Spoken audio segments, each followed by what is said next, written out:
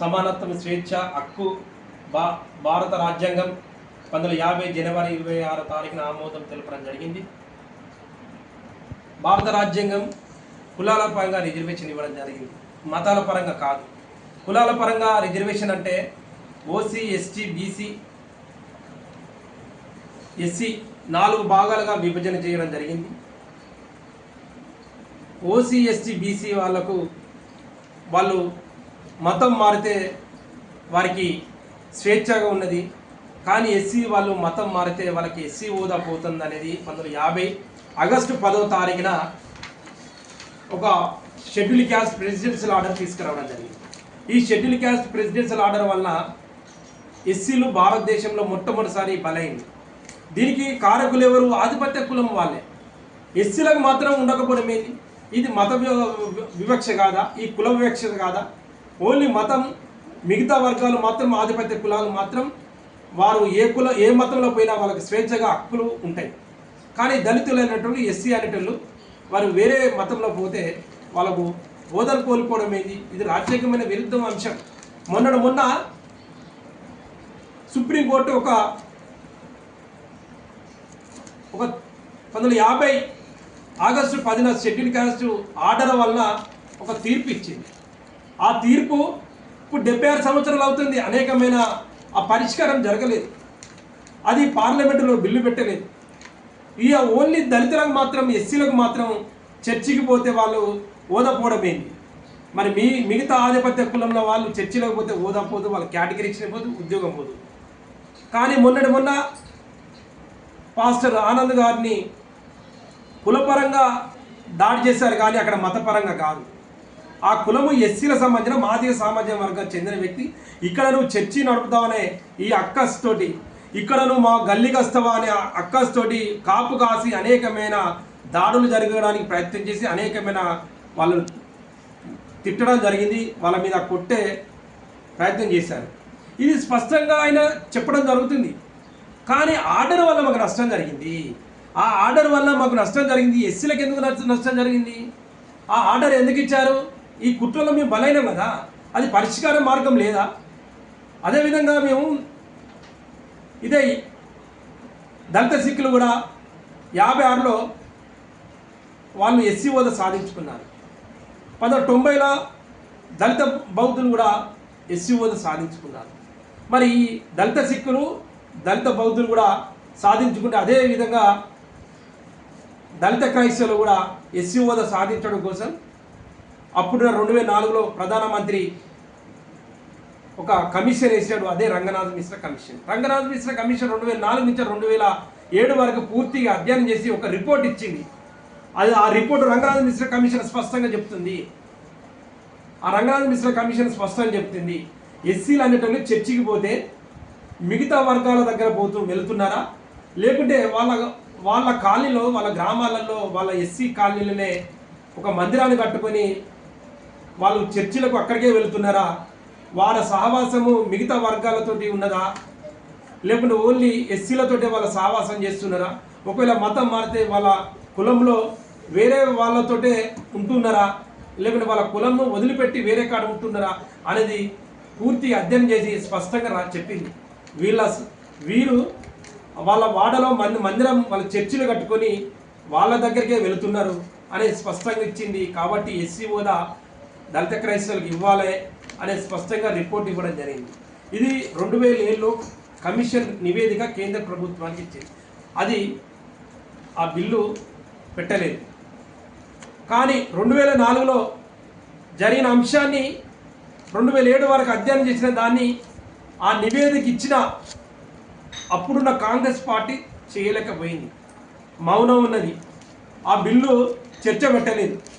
దాన్ని చర్చ పెట్టడానికి పోతే అడ్డుకున్నది ఎవరో? ఆధిపత్య కులం వాళ్ళు అడ్డుకోవడం వల్లనే ఈరోజు మేము నష్టపో జరిగింది.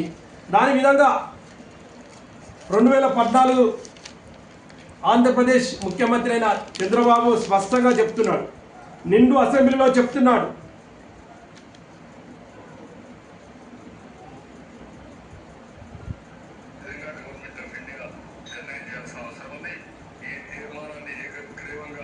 అందరూ కూడా పంపించి ఆమోదించవలసిన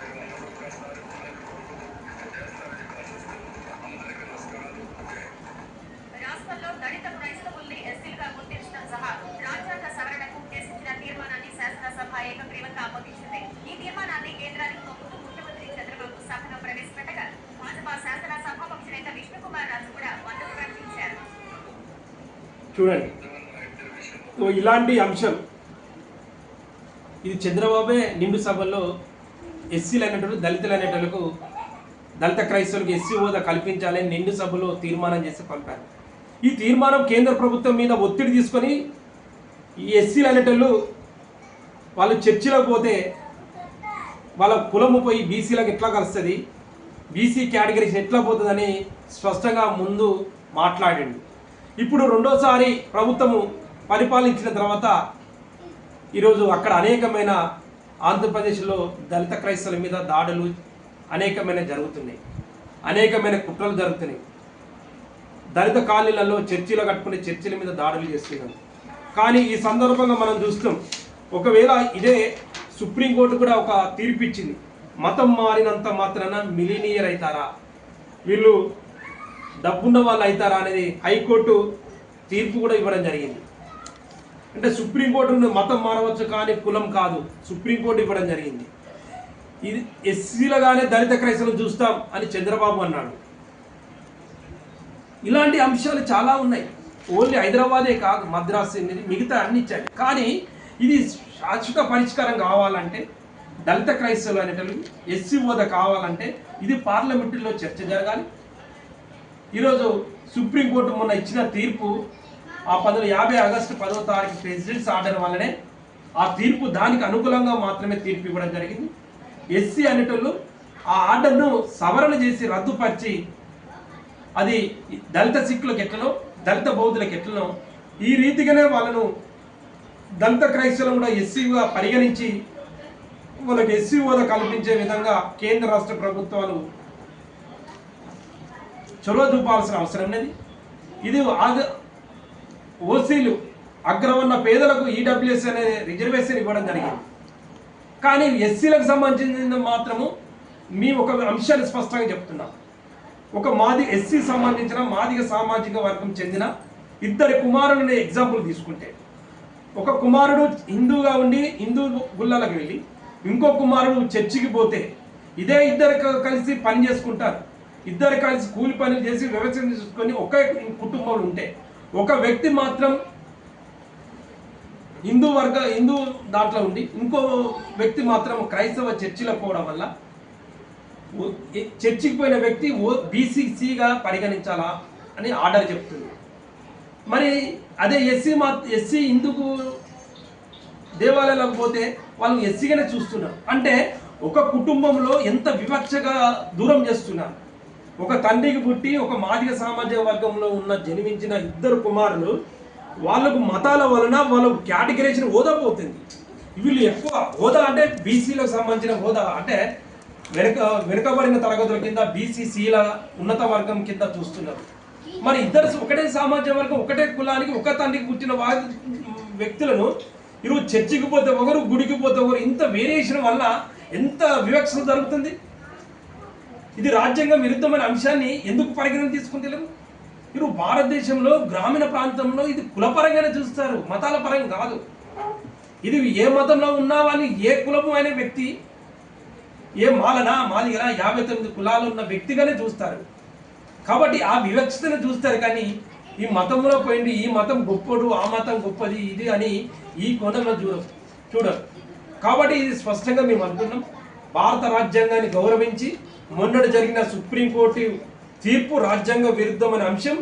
ఆ తీర్పు 50 ఆగస్టు 10వ తారీఖున మొట్టమొదటి బలైన జాతికి విరుద్ధమైన ఒక తీర్పు ఇచ్చారు. దాన్నే దృష్టిలో పెట్టుకొని మనం ఇవ్వడం జరిగింది. ఇది గౌరవ సుప్రీంకోర్టు పూర్తిగా పరిశీలన చేసి సామాజిక వివక్షత ఉన్నంత వరకు, ఈ అసమానతలు పోయేంత వరకు, ఈ కుల వివక్షత ఉన్నంత వరకు, ఈరోజు సమానత్వం వచ్చేంత వరకు ఈ హోదాలు అనేది ఎలాంటిగా ఉంటుందో అట్లనే ఉండాలి. ఇదే సామాజిక వివక్షత గురైన ఎస్టీలు కూడా వాళ్ళు మతం మారితే వాళ్ళ హోదా పోదు, కులం పోదు. ఓన్లీ ఎస్సీలు మాత్రం మతం మారితే వాళ్ళ హోదా ఎందుకు పోతుంది? వాళ్ళ కులం పోయి బీసీలకు ఎందుకు చేస్తారు? ఇది రాజ్యాంగం విరుద్ధం కాదా? మరి ఆర్టికల్ 14 సమానత్వం ఎక్కడ చెప్తుంది? ఇలాంటి అంశాలు తారతమ్యం చాలా అన్ని విషయాలు ఉంటాం. ఈ సందర్భంగా ఓట్ల దగ్గరికి వచ్చినప్పుడు మాత్రం వాళ్ళ స్వార్థపూరితమైన అంశాలు తీసుకున్నప్పుడు మాత్రం ఇది ఏమంటున్నారు, చర్చిల దగ్గర ఫాదర్ దగ్గరికి వచ్చి అనేకమైన పాస్టర్ల దగ్గరికి వచ్చేసి రాజకీయ ఓట్ల కోసం మాత్రం మీరు అడుగుతారు, మా దళితుల విషయంలో అధికారం వచ్చిన తర్వాత ఇక్కడ మతాల మధ్యలో చిచ్చు పెడుతున్నారు. ఇదే విధంగా ఈ తెలంగాణలో ఉన్న ముఖ్యమంత్రి కూడా ఒక అంశాన్ని ప్రస్తావన చేశారు.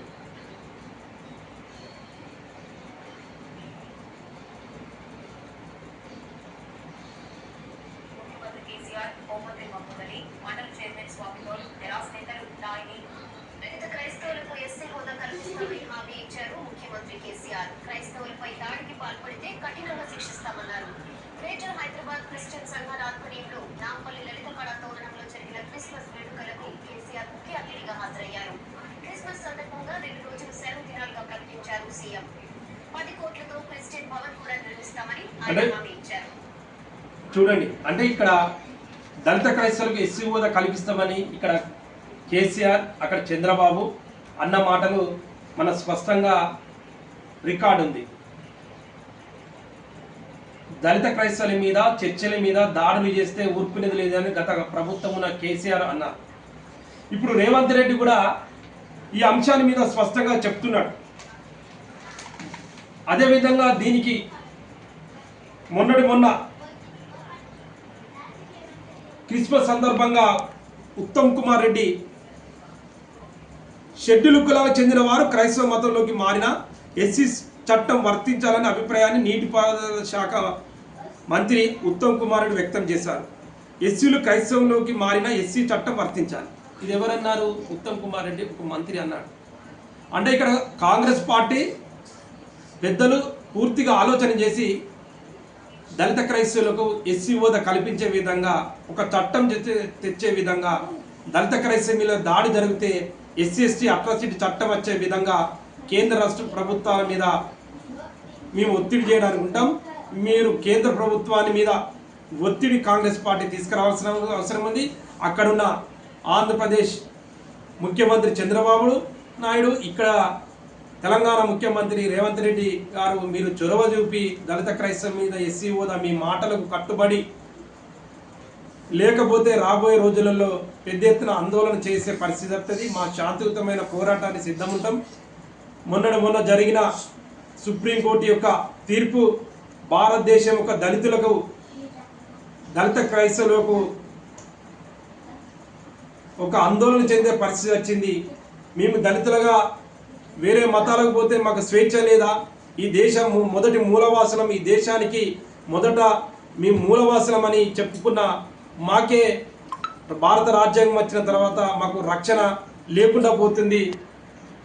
మతాల పరంగా మమ్మల్ని ముడిపెట్టి అనేకమైన దాడులు జరుగుతున్నాయి, కులాల పరంగా కూడా దాడులు జరుగుతున్నాయి. ఈ అంశాన్ని తేటతెల్లం చేయడం కోసం ఇద్దరు ముఖ్యమంత్రులు చొరవ చూపి దళిత క్రైస్తవులకు ఎస్సీ హోదా ఇచ్చే విధంగా చంద్రబాబు నాయుడు మీరు గతంలో ఏ మాట ఇచ్చారో నిండు అసెంబ్లీలో మీరు ఇచ్చారో అదేవిధంగా మీరు కట్టుబడి ఉండి ఖచ్చితంగా దళిత క్రైస్తవులకు అండగుండా విధంగా ఉండాలి.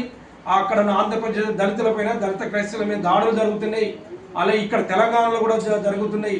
కాబట్టి పూర్తిగా ఎక్కడ జరిగినా దళిత క్రైస్తవులు ఎస్సీ హోదా, ఎస్సీ చట్టం వచ్చే విధంగా మీరు చొరవ చూపాల్సిన అవసరం ఈ సందర్భంగా తెలియజేస్తూ, ఏదేమైనా ఖచ్చితంగా భవిష్యత్తులో దళిత క్రైస్తవుల యొక్క హక్కులను, ఆత్మగౌరవం కోసం నిరంతరం పోరాటం చేయడానికి దళిత క్రైస్తవ ఐక్యవేదిక DCIV అండగా ఉంటుందని సందర్భంగా తెలియజేస్తున్నాం.